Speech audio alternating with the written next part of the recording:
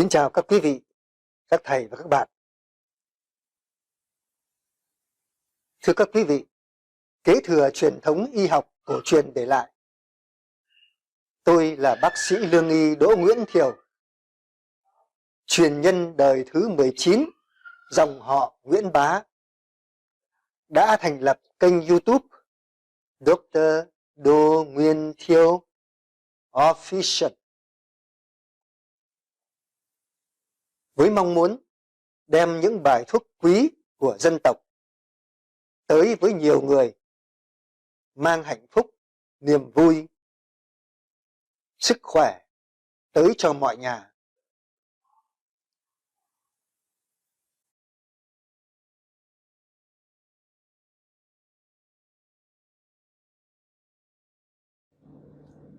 Top 16 ca ngộ độc botulinum. 2 ca đã tử vong, không kịp dùng thuốc giải độc 8.000 đô. Theo Thông tấn xã Việt Nam, trang Việt Nam Plus, trong những ngày vừa qua, thành phố Hồ Chí Minh đã phát thông báo về sự xuất hiện 6 ca nhiễm độc botulinum trên địa bàn thành phố Thủ Đức với các triệu chứng nhiễm độc sau khi ăn món chả lụa và mắm.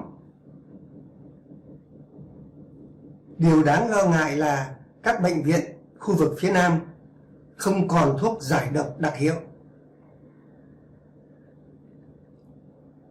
Cụ thể, thứ nhất là bệnh viện Chợ Rẫy ngày 15 tháng 5 tiếp nhận một bệnh nhân 26 tuổi ngụ ở thành phố Thủ Đức với trạng thái yếu cơ, khó nuốt, sức cơ còn 3/5 cho đến 4/5 thôi, tức là còn có thể cử động được một chút và có thể tự thở được, chưa phải thở máy. Tuy nhiên, các bác sĩ dự báo sẽ phải hỗ trợ thở máy. Bệnh viện nhiệt đới ngày 14 tháng 5 tiếp nhận một bệnh nhân 18 tuổi là em trai của bệnh nhân 26 tuổi nói trên, có diễn biến yếu sức cơ, khó nuốt sớm hơn người anh, phải thở máy và sức cơ chỉ còn 1/5. Cũng trong ngày 14 tháng 5, Bệnh viện Nhân dân Gia Định tiếp nhận một nam bệnh nhân 45 tuổi trong tình trạng yếu sức cơ, khó nuốt. Bệnh nhân này xuất hiện triệu chứng sau khi ăn mắm ủ lâu ngày. Sau 10 ngày điều trị, không có thuốc giải độc, dù các bác sĩ đã nỗ lực điều trị, người đàn ông này được thở máy, yếu cơ, biến chứng nặng, suy đa cơ quan và tử vong vào đêm 24 tháng 5. Kết quả xét nghiệm mẫu phân của bệnh nhân này xác định có vi khuẩn C botulinum type A. Bệnh nhi đồng 2 đấy, ngày 16 tháng 5 tiếp nhận 3 trẻ em ngộ độc botulinum. Đó là 3 anh em ruột gồm NVH 14 tuổi, NVD 13 tuổi và NTX 10 tuổi, cùng trú tại thành phố Thủ Đức, bị ngộ độc botulinum sau khi ăn giò lụa mua từ một người bán dạo. Các bác sĩ đã sử dụng thuốc hiếm có giá 8.000 đô một lọ để giải độc. Sau khi hội trần liên viện, qua xét nghiệm PCR, các bác sĩ 4 bệnh viện nói trên đã khẳng định các trường hợp này đều ngộ độc botulinum và nguồn gốc từ thức ăn. Và tin mới nhất là bà Phạm Khánh Phong Lan, trưởng ban quản lý an toàn thực phẩm thành phố Hồ Chí Minh, xác nhận kết quả xét nghiệm 15 mẫu bánh mì, chả lụa liên quan đến 6 ca ngộ độc botulinum này đều âm tính, không phát hiện vi khuẩn C botulinum. Vậy là cho đến nay vẫn chưa xác định được nguồn gốc ngộ độc từ thức ăn nào. Hôm nay đã là 29 tháng 5, tôi chờ đợi để biết được thông tin xem có xác định được nguồn gốc ngộ độc thức ăn nào không, nhưng ở đến vẫn đây vẫn chưa có. Trước đây 3 chùm ca bệnh ngộ độc botulinum điều trị tại Bệnh viện Đa khoa khu vực Bắc Quảng Nam.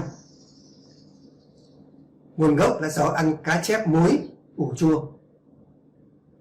Cụ thể, thứ nhất là 5 người, 3 nữ và 2 nam, trú tại xã Phước Đức, huyện Phước Sơn, tỉnh Quảng Nam.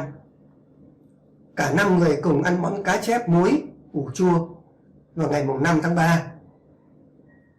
Sau ăn từ 12 giờ đến 24 giờ, tất cả đều có triệu chứng đau bụng, nôn ói, mệt, yếu dần tay chân. Sau 3 ngày điều trị, một bệnh nhân nữ 40 tuổi đã tử vong.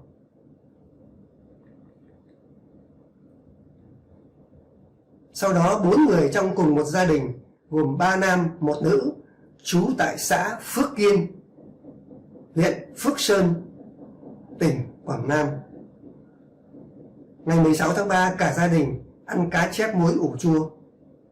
Đến 17 tháng 3, tất cả đều có dấu hiệu nôn ói nhiều, mệt. Đến ngày 18 tháng 3, 2 bệnh nhân liệt tứ chi, suy hô hấp, phải thở máy. 2 bệnh nhân còn lại, một bé trai 12 tuổi và một nữ 24 tuổi, mệt đừ, yếu nhẹ tứ chi, sức cơ còn 4/5, tự thở được.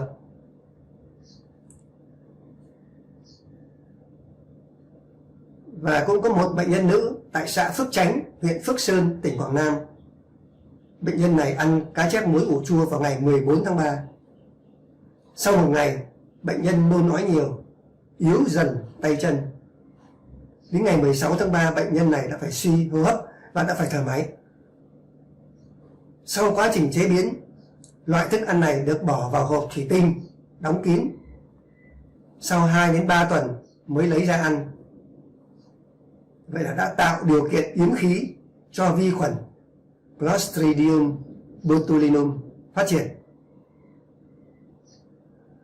Chiều tối ngày 18 tháng 3, kết quả xét nghiệm mẫu cám muối ủ chua do Viện Pasteur Nha Trang thực hiện đã xác định có độc tố Clostridium botulinum tuyếp E.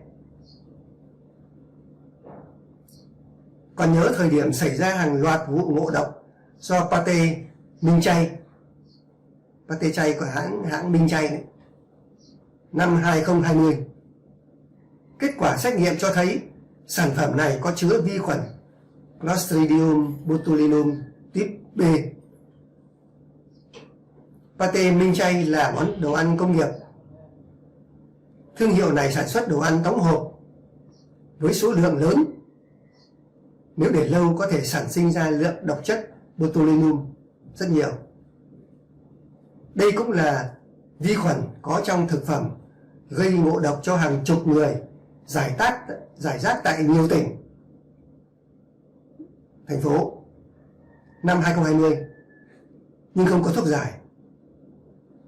Sau đó có vụ ngộ độc botulinum từ chả chay vào tháng 3 năm 2021 và một vài ca xảy ra ở Kon Tum trong năm 2022. Như vậy là năm nào cũng xảy ra ngộ độc botulinum tại nước ta. Cảm ơn các quý vị, các thầy, các bạn đã theo dõi. Xin chào tạm biệt và hẹn gặp lại.